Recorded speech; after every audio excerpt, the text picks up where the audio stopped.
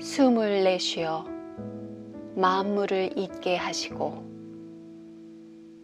숨을 들이쉬어 다시 없게도 하시는 하느님, 우리 눈에는 보이지 않는 당신의 거대한 신비를 찬양합니다.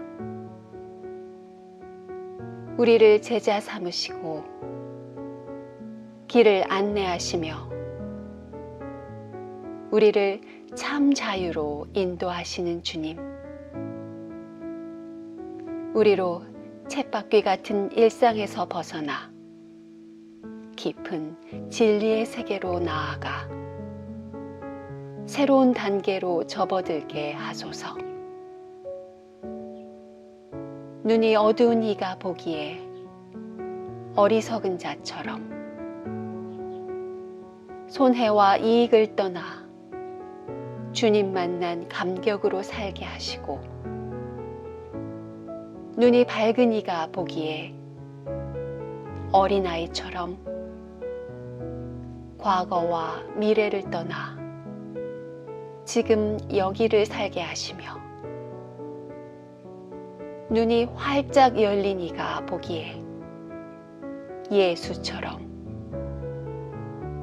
하늘과 사람을 잇는 귀한 도구 되게 하소서. 기쁨과 기쁨의 바다에서 우리를 향해 손짓하시는 우리의 구원자 예수 그리스도의 이름으로 기도드립니다. 아멘. 누가 공동체가 전한 거룩한 복음입니다. 예수께서는 말씀을 마치시고 시몬에게 깊은 데로 가서 그물을 쳐 고기를 잡아라 하셨다. 시몬은 선생님, 저희가 밤새도록 애썼지만 한 마리도 못 잡았습니다. 그러나 선생님께서 말씀하시니 그물을 치겠습니다 하고 대답한 뒤 그대로 하였더니 과연 엄청나게 많은 고기가 걸려들어 그물이 찢어질 지경이 되었다. 주님의 말씀입니다. 하나님께 감사드립니다.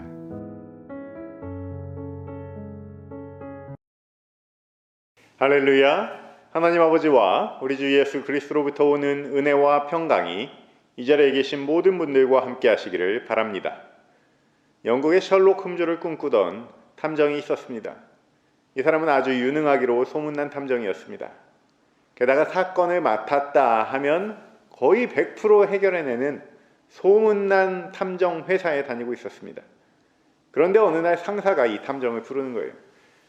자네 이번에 중요한 사람 미행하라고 붙였는데 어떻게 된 일인가? 어째서 그 사람을 놓쳤는지 그 경위를 한번 들어보자는 거예요. 그 탐정이 대답합니다. 그 사람이 식당에 들어가면 저도 식당에 들어가서 같이 먹었습니다. 도서관에 들어가면 저도 도서관에 가고 이발소에 가면 저도 머리를 깎았습니다. 정말 이 런던 바닥에 안 간 데가 없습니다. 다 돌아다녔습니다. 상사가 다시 묻습니다. 그렇게 매번 돌아다녔는데 어째서 놓쳤나? 탐정이 머리를 극적거리면서 대답합니다. 어느 날 그 사람이 극장에 들어가는 바람에 놓쳤습니다. 아니 그게 무슨 소린가? 극장에 너무 사람이 많았나? 너무 깜깜했나? 그게 아니라 그날 하필이면 제가 벌써 봤던 영화를 보여주길래 안 들어갔습니다. 제가 그 영화 한번 봐가지고요. 오늘은 본 영화를 또 보는 심정으로 함께 하늘 뜻 펴겠습니다. 같은 영화를 다시 보면 보이지 않던 부분이 보이는 부분이 생기죠. 감독이 여기저기 숨겨놓은 장치들이 보이죠. 한 번 봤더라도 진리라는 끈을 잡기 위해서라면 몇 번이고 다시 볼 수 있길 바랍니다.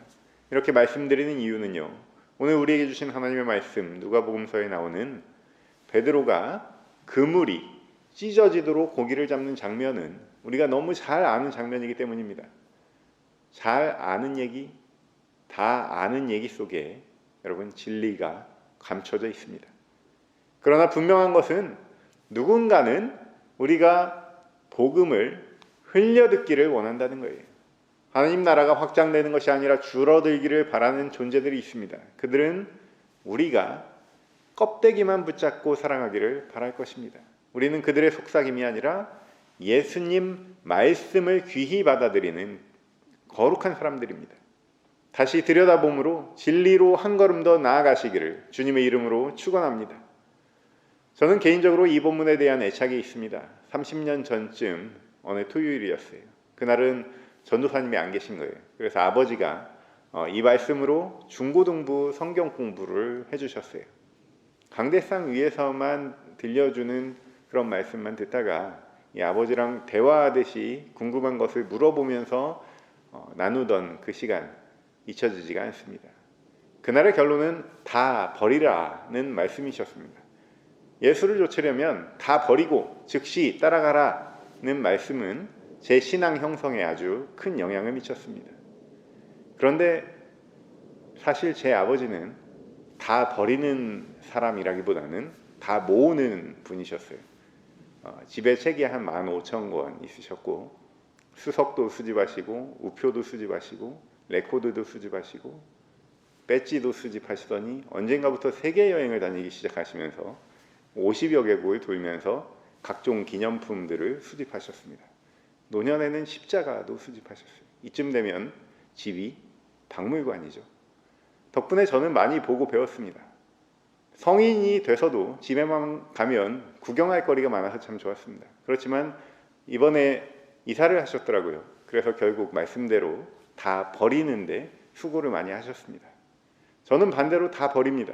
12년 전 유학 오면서 배낭에 캐리어 2개로 가져온 짐에서 책을 빼고는 개인 살림이 크게 늘진 않았습니다. 책도 눈이 좋아지는 수술을 하게 된다면 전자책으로 바꿀 생각입니다. 사실 오늘 누가복음 말씀에 다 버리라는 말씀은 살림살이를 다 버리라는 말씀이 아닌데 이상하게 미니멀 라이프에 더 마음이 가더라고요. 그런데 저처럼 미니멀 라이프를 하든 제 아버지처럼 맥시멀 라이프를 하든 오늘 성서가 전하는 메시지와는 관련이 없습니다. 포인트는 제자들이 예수를 따라갔다는 거예요. 이 예수를 따라갔다는 메시지에 주목하지 않는 한 버리든 모으든 관련이 없는 거예요. 오늘은 예수의 부름을 받은 제자 시몬의 이야기를 함께 나눠봅니다. 시몬은 원래 벳세다에 사는 어부였습니다.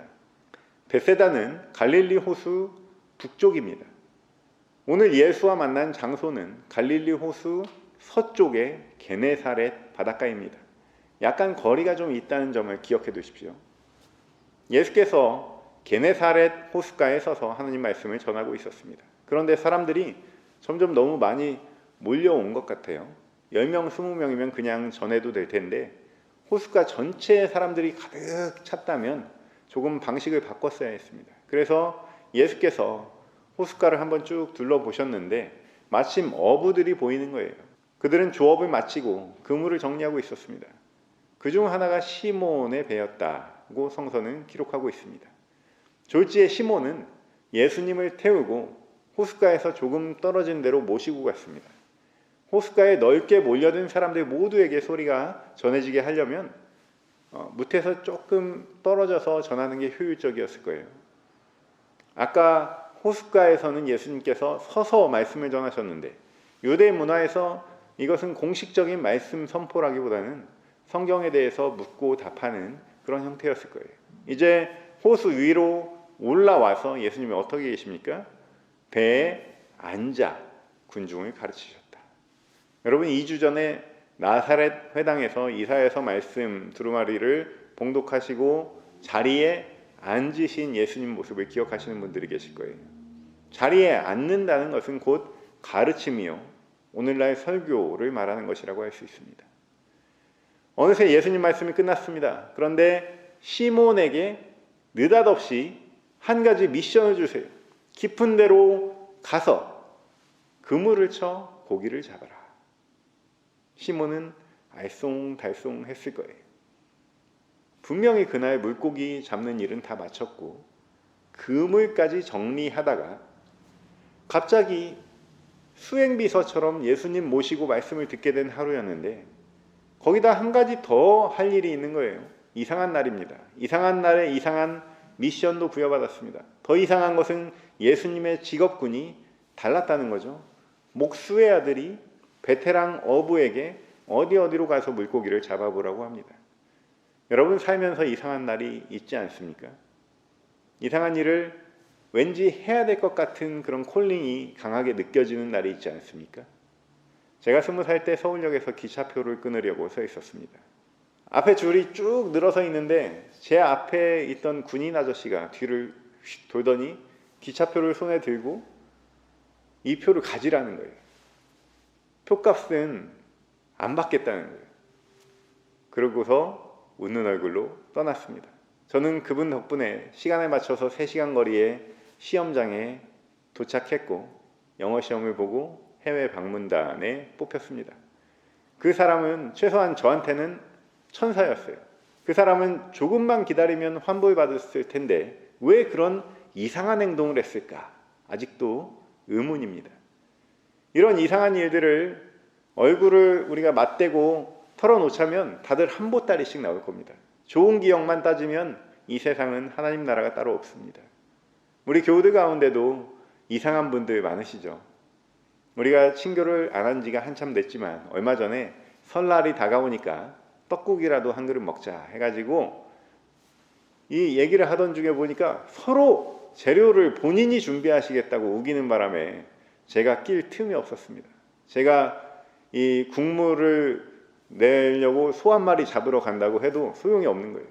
아쉽게도 떡국을 먹기로 한 주일 직전에 폭설이 내리는 바람에 현장 대면 예배가 취소되었지만 그래도 그 마음만은 서로에게 간직되어 있을 것입니다. 이렇게 자발적으로 이상한 일을 한다는 것은 세상을 아름답게 만드는 일이죠. 그런데요, 누군가가 나에게 이상한 일을 시킨다면, 자발적이 아니라 누가 나에게 시킨다면 더군다나 그 일은 내가 전문가고 그 사람은 문외한일 때 쉽게 받아들일 수 있을지, 쉽게 발이 떨어질지, 그것은 다시 생각해 봐야 할 일이 될 수도 있어요. 그렇다면 깊은 데로 가라는 이상한 명령을 받은 베드로는 어떻게 했을까? 여러분도 잘 아시듯이 그물이 찢어질 지경이 되도록 고기가 많이 잡혔습니다. 할렐루야. 굉장히 중요한 과정에 대한 설명이 하나 빠져 있어요. 6절 말씀을 보면 그대로 하였더니 라는 설명으로 시작됩니다. 시몬 베드로는 우리에게 아주 중요한 메시지를 전달합니다. 선생님, 저희가 밤새도록 애썼지만 한 마리도 못 잡았습니다. 그러나 선생님께서 말씀하시니 그물을 치겠습니다. 이 말을 던지고 나서 그대로 한 거예요. 사랑하는 성도 여러분, 그럼에도 불구하고 그대로 해보시기 바랍니다. 내가 전문가고 내가 평생 그렇게 안 해본 게 아니어도 성령께서 뜻밖의 이상한 쪽으로 인도하시더라도 그럼에도 불구하고 그대로 해볼 때 기적이 일어나는 줄로 믿습니다. 우리가 살다 보면 어떤 영적인 기회를 맞이합니다. 내 앞에 주어진 기회가 있습니다. 나에게 어느 날 들려온 소식이 있습니다. 그런 기회와 소식들에 희한하게 순종해야 될 것 같은 순간들이 있어요. 예수께서 교회의 머리가 되시고 베드로가 교회의 반석이 된 것은 순전히 이날 부르심에 응답했기 때문입니다. 이 응답은 1차 관문이었을 뿐이었습니다. 퇴근할 참이었는데 배를 잠시 빌려드립니다. 손수 노를 저어 원하는 위치까지 모셔드립니다. 말씀이 끝날 때까지 함께 배에서 기다립니다. 시몬은 첫 번째 순종으로 1차 관문을 통과했어요.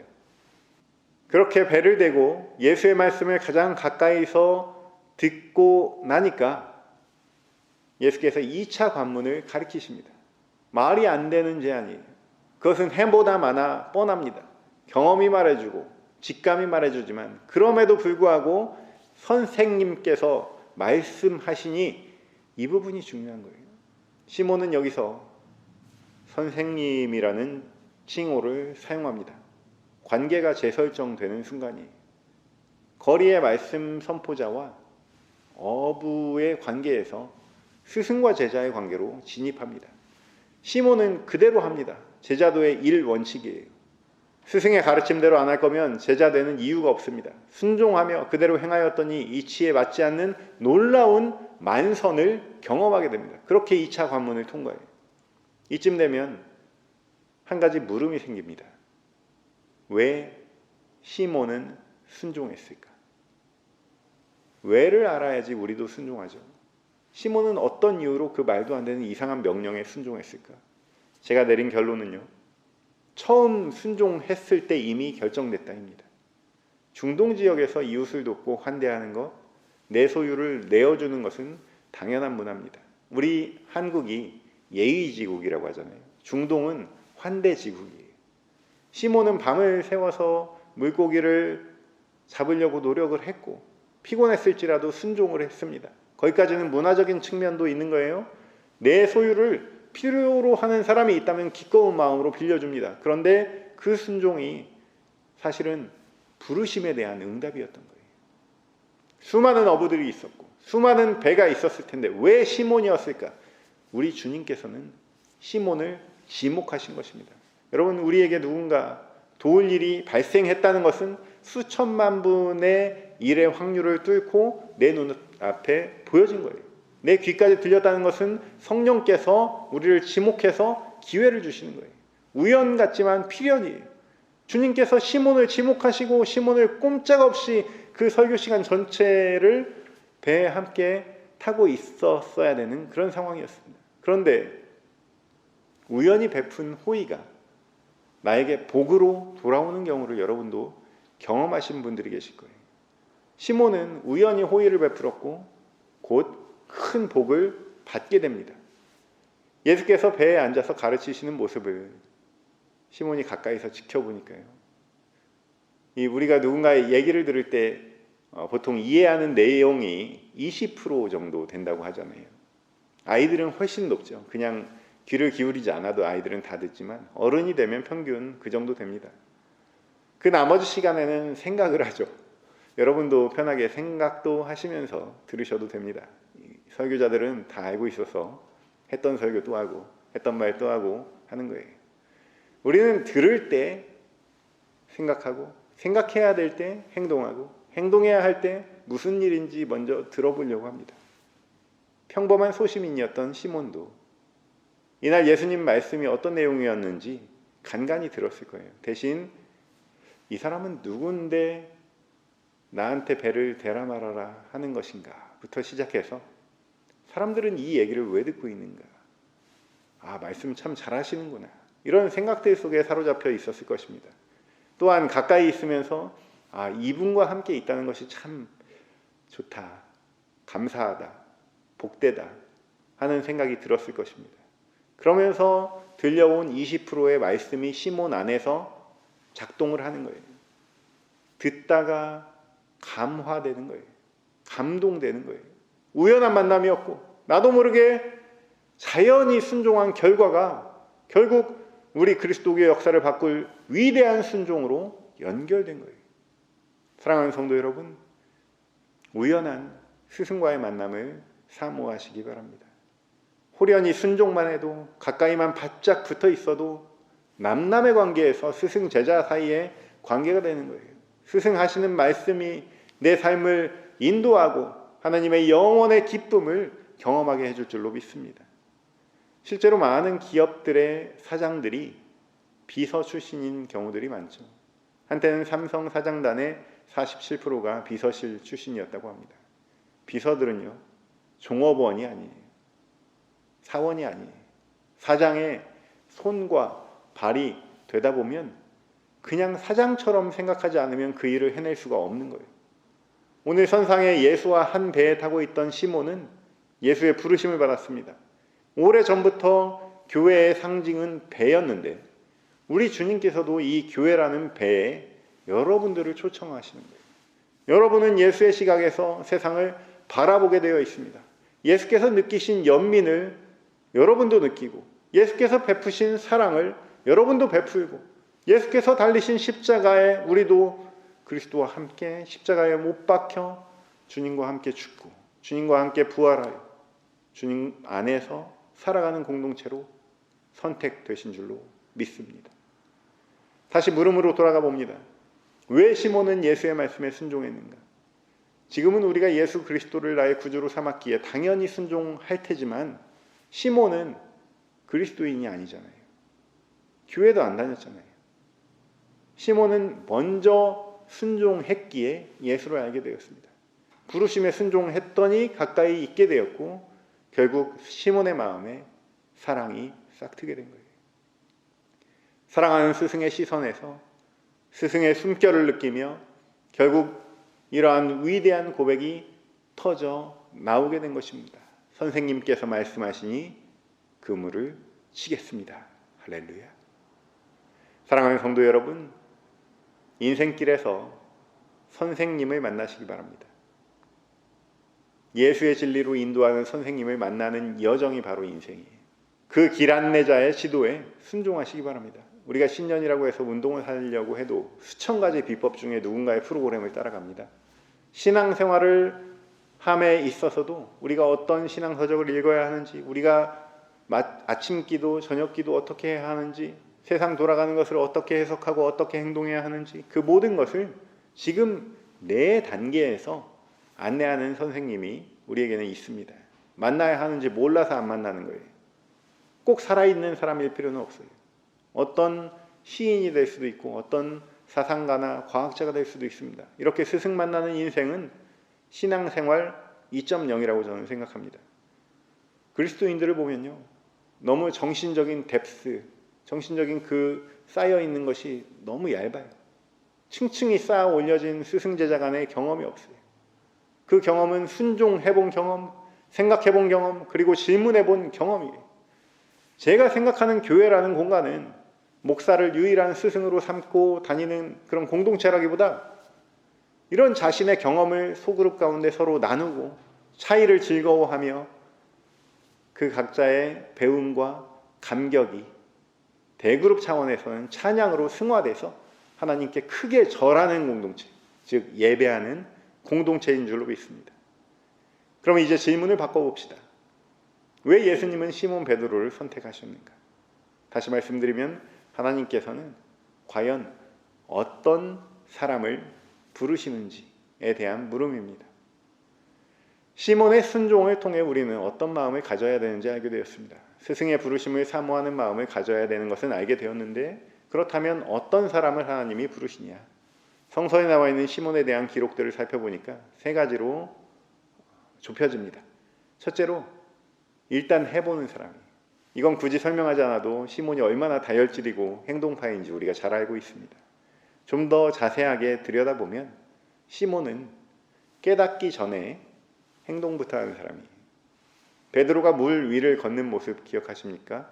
그냥 바다에 일단 발을 담가요. 그리고 시작하는 거예요. 자, 준비됐는데 예수님 이제 어떻게 해요? 우리가 깨달음과 행동이 서로 한 걸음씩 변증적인 과정을 거친다고 생각할 수 있어요. 그렇지만 무엇보다도 행동이 우선입니다. 행동이 먼저예요.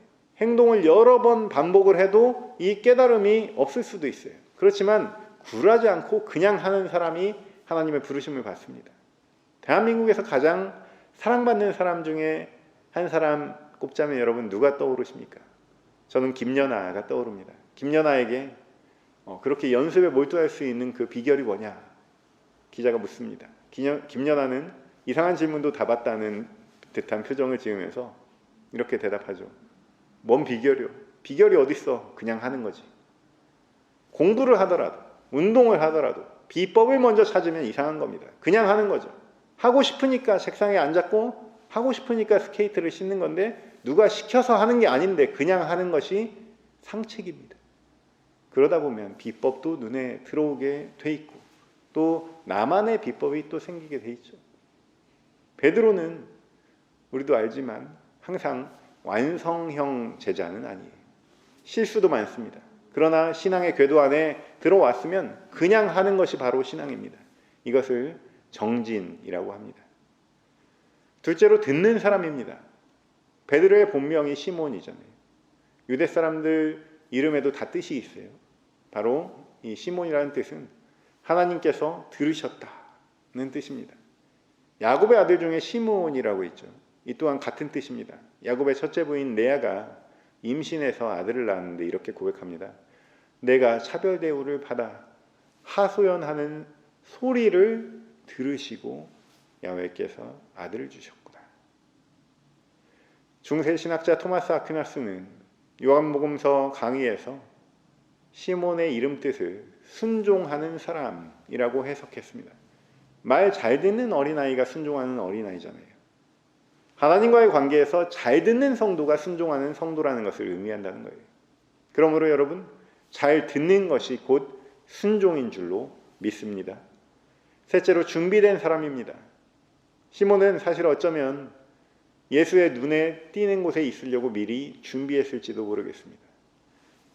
4장 하반절에 보면 예수께서 시몬의 장모님을 고쳐주신 일이 있거든요. 시몬의 장모는 낳자마자 일어나서 곧바로 시중을 들었다고 기록되어 있습니다. 그 사위의 그 장모 아닙니까? 시원시원하기가 둘째가라면 서러운 이 두 사람이 화끈하신 성격이에요. 그런데 차이점이 있죠. 여성들은 보통 자기 할 일이 무엇인지 아는 사람들이 많아요. 남자들은요, 아직 멀었습니다. 자리를 깔아줘야 일을 하고 하나하나 그것도 알려줘야 일을 하고 어디 있는지 일일이 가르쳐줘야 가져오죠. 그러니까 여러분, 남자들을 위해서 기도해 주시기 바랍니다. 시몬은 장모님께서 완치되신 것이 너무나 기뻤지만 막 뛰어다닐 수도 없고 쑥스러워서 막 고맙습니다 이렇게 말 한마디 못했을 그런 성격이에요. 여기 그 증거가 있습니다. 제가 처음 시작할 때 기억해 놓으시라고 말씀드린 바 있는데 왜 북쪽의 벳세다 사람이 게네사렛 바닷가에서 그물을 정리하고 있었을까? 물론 집 따로 선착장 따로일 수도 있지만 되게 멀어요. 예수님을 그냥 졸졸 따라다닌 것으로 해석되는 그런 경향이 우세합니다. 예수님 시야에 들어와 있으려는 노력, 스승의 선택을 기다리며 준비하고 있었던 그런 사람이었어요. 하나님이 과연 어떤 사람을 선택하시는가? 우린 이러한 질문을 던졌고 3가지 답을 얻었습니다. 사랑하는 성도 여러분, 일단 해보는 사람, 듣는 사람, 준비된 사람으로서 주님의 부르심을 받고 주님과 동행하는 저와 여러분 되시기를 주님의 이름으로 축원합니다. 이제 말씀을 맺습니다. 여러분, 화택 비유를 들어보셨는지 모르겠습니다. 화택이라는 것은 말 그대로 불타고 있는 집을 말하는 거예요. 집에 불이 났어요. 그런데 아이들은 그것도 모르고 철없이 놀고 있습니다. 아버지가 아무리 위험하다고 빨리 나오라고 외쳐도 들은 대꾸도 안 합니다. 그래서 하는 수 없이 와, 밖에 사슴이 끄는 수레가 있네. 뭐 루돌프 썰매 같은 그런 얘기를 한 거죠. 이것 좀 보라고 아버지가 얘기를 하니까 그동안 듣지도 않았던 아이들이 눈이 휘둥그레져서 신나서 이 구경거리를 찾아서 집 밖으로 나옵니다. 깨달은 사람이 깨닫지 못한 사람을 위해서 임의로 비유를 드는 거예요. 이것이 바로 방편입니다. 예수께서 지금 방편을 사용하고 계십니다. 깊은 데로 가서 고기를 잡아라. 게네사렛 호숫가에는 깊은 데에 고기가 살지 않습니다. 얕은 물에 사는 고기를 잡습니다. 그래서 어부들이 듣기에 굉장히 이상한 명령이죠. 그런데 고기가 잡힙니다. 사실 이 이야기 전체가 방편이에요.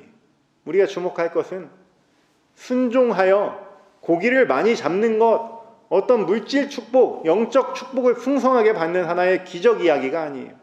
예수께서 진정으로 우리에게 말씀하시는 것은 신앙의 더 깊은 차원입니다. 얕은 차원에서 아무것도 모르고 철없이 놀고 있는 신앙의 유아적 단계에서 탈출해라. 깊은 곳에 나아가라. 시몬은 만선의 감격, 내 배 하나만으로도 모자라서 배 한 척을 더 불러서 가득 채운 그 감격에 머물지 않았습니다. 여기서 머물렀다면 시몬은 어린아이들이 읽는 전래동화의 주인공이 되었을 것입니다. 그러나 그는 예수 앞에 나아갑니다. 주님 발 아래 엎드립니다. 그리고 두려움으로 고백합니다. 주님, 저는 죄인입니다. 주님, 저는 죄인입니다. 자기도 모르는 사이에 시몬은 2차 관문을 넘어서 3차 관문을 훌쩍 통과했습니다. 만선의 기쁨에 머무르지 않고 스승의 말씀 듣기를 잘했다고 자기 자신을 막 칭찬하지 않고 주님을 알아차리는 거예요. 단순한 선생님이 아니구나, 단순한 랍비가 아니구나, 선조 때부터 기다려온 살아계신 하나님의 아들 그리스도께서 내 앞에 계셨던 거구나. 사랑하는 성도 여러분, 그 무엇보다 주님을 만나시기를 바랍니다. 순종이라는 1차 관문도 통과, 스승이라는 2차 관문도 통과하십시오. 그리고 거기 머무르지 마십시오. 주님 고백이라는 3차 관문까지 일거에 통과한 시몬 베드로와 같은 믿음의 사람, 순종의 사람 되시기를 축원합니다. 머무르지 않는 신앙, 끊임없이 흐르는 신앙으로 신앙의 깊은 데를 향하여 열심히 전진하시는 저와 여러분 되시기를 주님의 이름으로 축원합니다. 모든 지각 위에 뛰어난 하나님의 평강이 그리스도 예수 안에서 너희 마음과 생각을 지키시리라. 아멘.